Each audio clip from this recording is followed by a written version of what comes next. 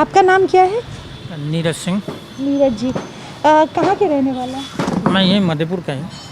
बता पाएंगे ये आप लोग क्यों बता रहे थे कि सरकारी आंकड़ा इतना है लेकिन ये है, कुछ देखा है, कुछ जानकारी मिली है? हाँ, ये अभी आप सामने देखेंगे, ये आम का बगीचा है और खुला बांध है। बांध पे जगह जगह जिनको जगह नहीं मिलता, बांध पे लाशें जलती रहती है।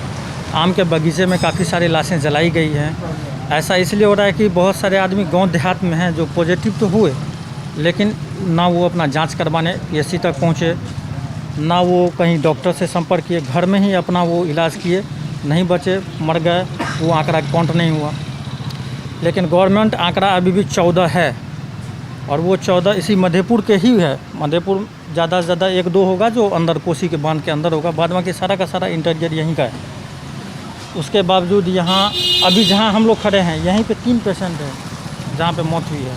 इसी इतने दूर के इलाके में? हाँ, 200-300 मीटर का एरिया है, इतने में ही, वो भी यहीं। उसके बाद यहाँ जो सबसे पहले, जैसा कि अभी बता रही थी, जो सबसे पहला केस हुआ था वो वहीं NHI से आया था।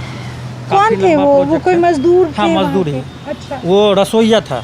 रसोइया था, वही पहले संक्रमण हुआ था। उसके बाद ही पूरे NHI के टीम में फैला, फिर वर्करों में, और धीरे धीरे पूरे प्रखंड में फैलता चला गया, जो रुक ही नहीं पाए। यहाँ पे हमने देखा है एक दिन में 40, 35, 25, 27, 30 इस तरह से पॉजिटिव संक्रमण का आंकड़ा बढ़ते ही गया। ये जिन संख्याओं की बात कर रहे हैं आप, वो तो जैसे हुआ कि सरकारी गिनती में है, क्या इतनी ही संख्याएं थी जो डिक्लेयर्ड हुई, या इसके अतिरिक्त भी कई ऐसे मामले भी हुए जो नहीं पकड़ में आए? हाँ, जैसे आपने बताया कि हम लोगों को थोड़ा पहचान के लिए, परिचय के लिए बता दें जो इस जगह का भूगोल नहीं जानते हैं।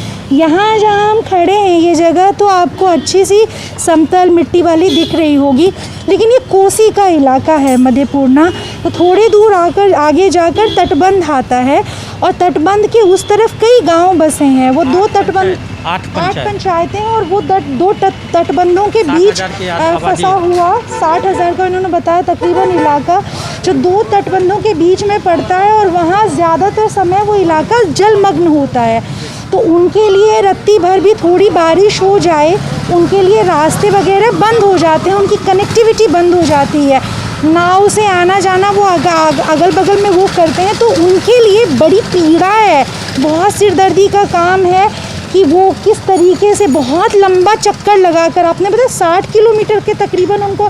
हाँ, अगर जैसे अभी यहाँ से मेन सड़क की जो उनकी दूरी है वो महज 9 से 10 किलोमीटर की है, लेकिन बीच में पिछले वर्ष जो बाढ़ आया था उसमें जो सड़कें टूटी, ध्वस्त हुआ, वो आज भी वैसा का वैसा ही पड़ा हुआ है। ग्रामीण सब अपने सहयोग से वो छेसरी बांस का, बैम्बो का पुल बनाते हैं, उसी सहयोग से वो आते जाते रहते हैं।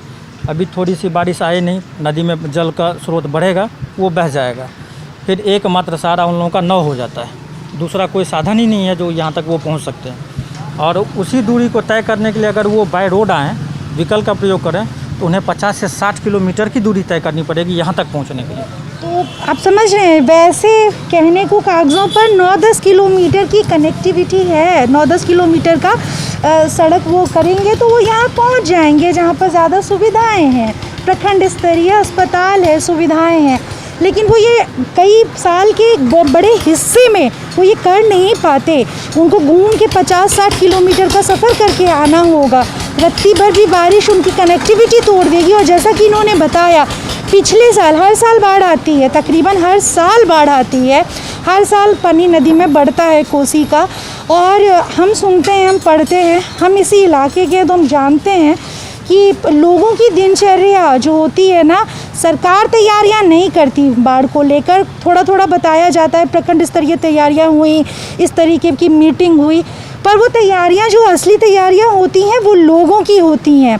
लोग अपने घर में आलू, प्याज, ऐसा सूखा राशन भर लेते हैं, क्योंकि सब्जियां वगैरह मिलेंगी नहीं, तब क्या खाएंगे, तो चने की सब्ज़ी, छोला, इस तरीके की चीज़ें रखते हैं इंसान।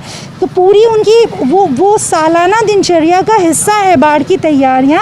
लेकिन प्रशासन के स्तर पर, सरकार के स्तर पर कैसी तैयारी है कि पिछले साल सड़क टूटी है बाढ़ में, और वो भी उस इलाके में जिसकी कनेक्टिविटी बहुत क्रूशियल है, वो शहर, इस सड़क उसके लिए बाहर के उससे जुड़ने का, और तमाम चीज़ों के लिए, स्वास्थ्य के लिए और बाकी चीज़ों के लिए शहर तक, अच्छे इलाकों तक पहुंचने का, लेकिन वो सड़क नहीं बन पाई पिछली बार से। अब दूसरी बाढ़ जो है वो समय आने वाला है, आज आन आ चला गया है। जल स्रोत बढ़ रहा है कोसी का, बाढ़ तो आ गया, बाढ़ आने वाला नहीं है, बाढ़ ऑलरेडी आ चुका है।